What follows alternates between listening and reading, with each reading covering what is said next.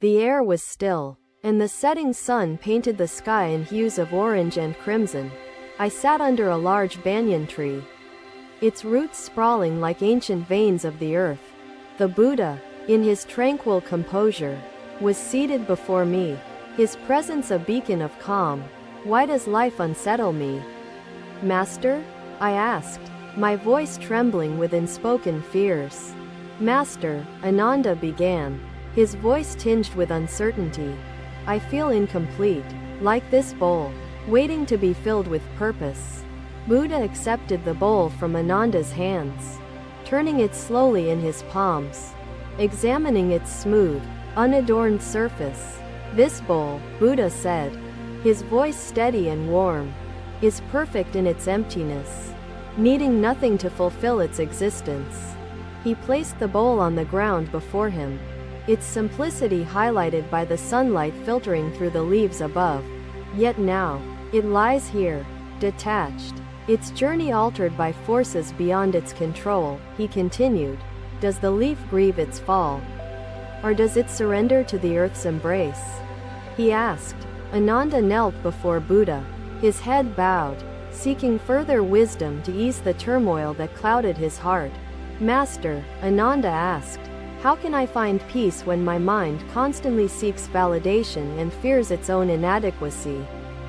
Buddha reached out, his hand resting lightly on Ananda's shoulder, his touch grounding the young monk's restless spirit. Life is not a sequence of plans. It is a continuous unfolding of transitions, he said. Your turmoil arises from clinging to what was and fearing what could be, he added. But Master, how do I let go of what defines me? I asked, my voice barely audible. The Buddha placed the leaf gently on the ground, his movements deliberate and meaningful. Letting go is not an act of loss. It is an embrace of change, he said.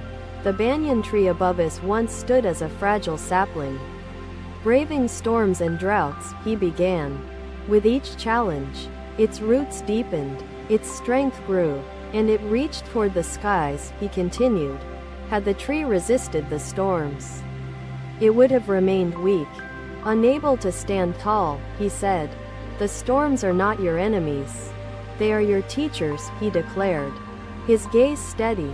I felt the weight of his words settle within me, a mix of comfort and unease. But how do I find the courage to face the storms? I questioned, seeking guidance. The Buddha smiled, a gentle curve of understanding gracing his lips. Courage is not the absence of fear. It is the willingness to move forward despite it, he said. The river flows, carving its path through mountains. Unyielding in its journey to the sea, he began. It does not question the stones in its path. It dances around them, shaping them in time, he explained. So must you flow. Not as a rigid being, but as one who adapts and persists, he advised. Seek not, and you shall find. The disciples rose slowly, their hearts filled with gratitude, their minds quieted by the profound simplicity of Buddha's teachings. The stars shine not because they cling to the day, but because they embrace the night, he said. Your light, too, will shine when you cease clinging to the certainties of the sun, he promised. Buddha remained seated beneath the Bodhi tree, his presence a beacon of wisdom, his teachings echoing through the ages. The disciples departed, their steps light, their hearts open, carrying the lesson of being enough into the world beyond.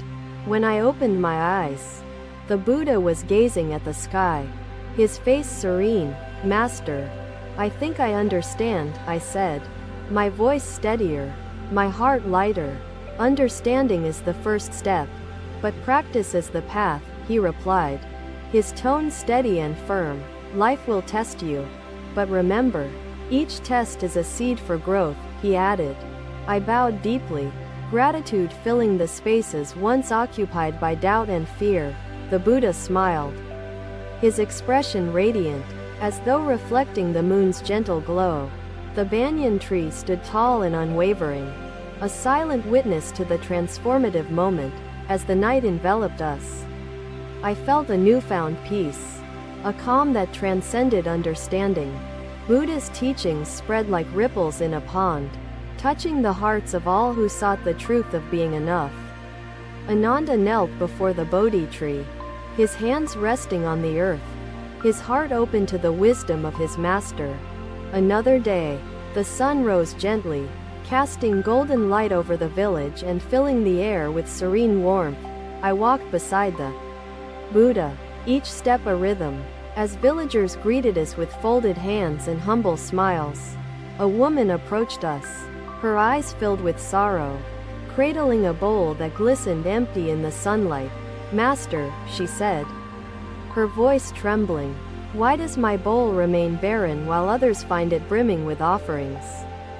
The Buddha paused, his presence calm, and regarded her with a gaze that carried neither judgment nor haste.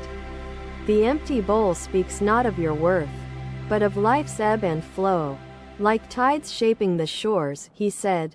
The woman's shoulders sagged, her despair heavy, as she whispered, "But Master, what purpose does emptiness serve?"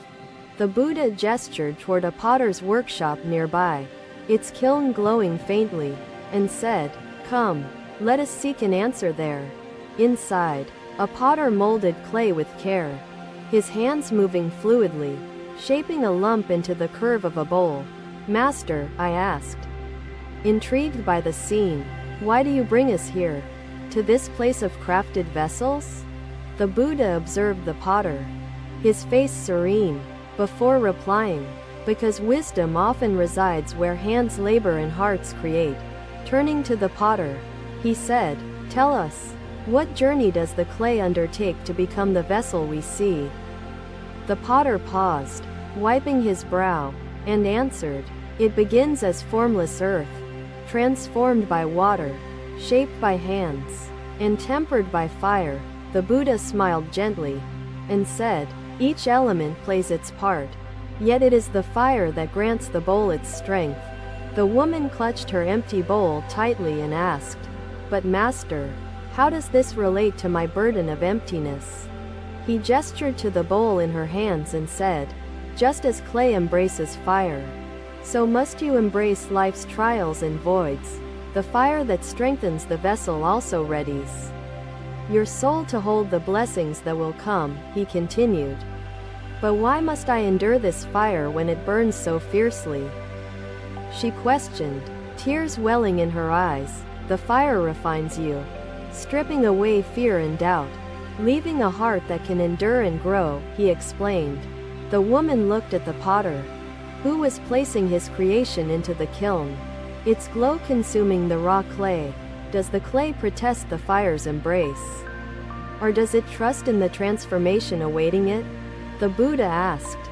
She lowered her gaze, her tears falling into the emptiness of her bowl, her sorrow mingling with an emerging resolve. "Master, I think I understand," she murmured, though her voice wavered, her journey toward peace not yet complete. The Buddha nodded, his eyes reflecting the compassion of 1,000 lifetimes, and said, "Understanding is the seed, practice is its rain." As we left the workshop, the woman held her bowl differently, not as a burden but as a vessel of potential. The village resumed its daily rhythm, and I found myself pondering the silent wisdom of the clay and its transformation. The Buddha's footsteps were quiet yet resonant, leading us along a path bathed in the golden light of a setting sun. "When life feels barren," he said, glancing at me, "remember, the emptiness is not a void but a space for growth."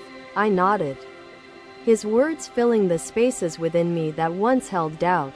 As the evening welcomed its first stars, the woman walked away from us, her steps lighter, her empty bowl now a symbol of resilience and possibility. The potter's kiln continued to glow in the distance, a beacon of hope for hearts molded by life's trials. We walked on, the rhythm of our journey now imbued with a deeper sense of peace and understanding. The Buddha's teachings lingered in my mind, like the gentle whisper of a breeze over fields waiting for rain. Night fell, and the stars above us burned bright, their light a reminder that even vast emptiness holds eternal beauty. Another day. The sky was painted with clouds, their shapes shifting as the river flowed steadily beneath them. The Buddha stood beside the river, his gaze fixed on its waters. As though hearing its silent teachings, I joined him, my heart heavy with the weight of envy, which churned within me like restless waves. Master, I began, my voice hesitant, why does peace elude me while others seem to possess it so effortlessly? He turned to me, his expression serene, and said, peace flows not from comparison, but from alignment with one's own path. But Master, I continued, my mind is like this river, troubled and unable to settle, yearning for what others have. The Buddha knelt by the riverbank, dipping his hands into the cool waters, letting them slip through his fingers. Do you see how the river flows, unburdened by the stones and obstacles in its path? He asked. I nodded, unsure of where his lesson was leading.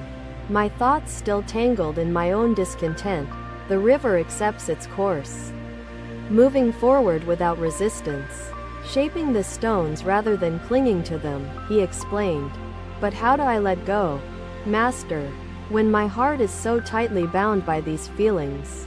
I implored. He stood, the water still dripping from his hands, and said, to let go is not to abandon, but to trust. Trust in what, Master? I asked, my voice tinged with both curiosity and doubt. Trust in life's flow, as the river trusts its journey to the vast and infinite ocean, he replied. The sound of the river filled the silence between us, its gentle rhythm echoing in the stillness of my thoughts. The stones you cling to, envy, comparison, and fear, are but hindrances to your natural flow, he continued. Release them, and you will find that your spirit moves freely, unburdened by the weight of unnecessary suffering, he said. But Master, I asked, my voice trembling, what if I release them and feel even more lost than before? The Buddha smiled, a gentle curve of wisdom and compassion, and said, being lost is the first step to being found. He gestured to the river, its waters shimmering in the golden light of the afternoon sun, and said, listen closely. I closed my eyes, tuning in to the river's melody, its song both gentle and unyielding, carrying lessons beyond words. The river does not question its path. It flows with faith, knowing that each twist and turn leads somewhere, he said. I opened my eyes, the weight within me shifting, though uncertainty still lingered like a shadow in my mind.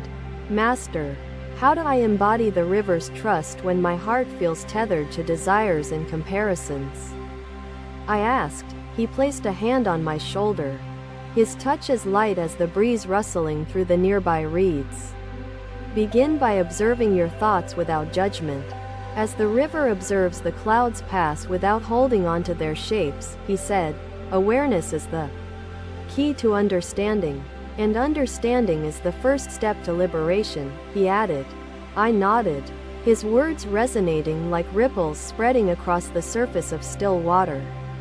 Though clarity remained just out of reach, the sun dipped lower, casting long shadows across the landscape, as the river's flow seemed to grow quieter and more reflective.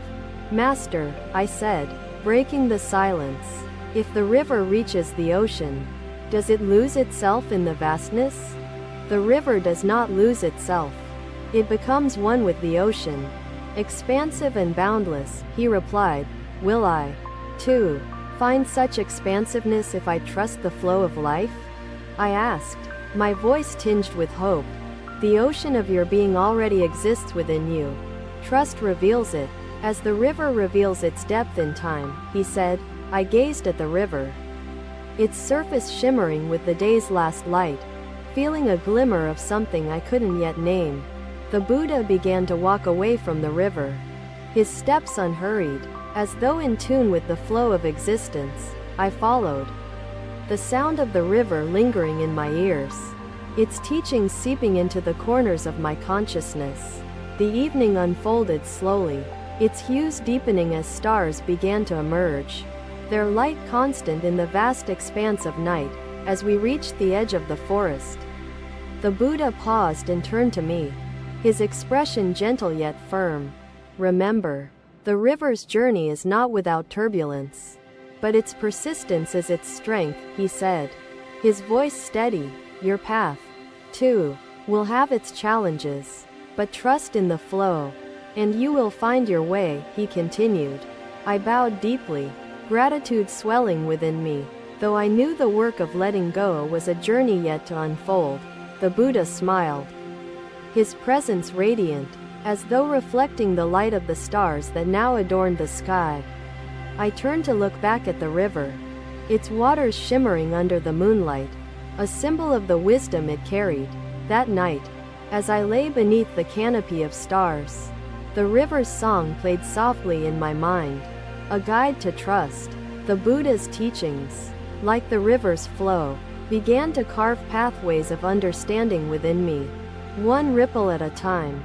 Thank you for watching. Buddha's teachings are always with you.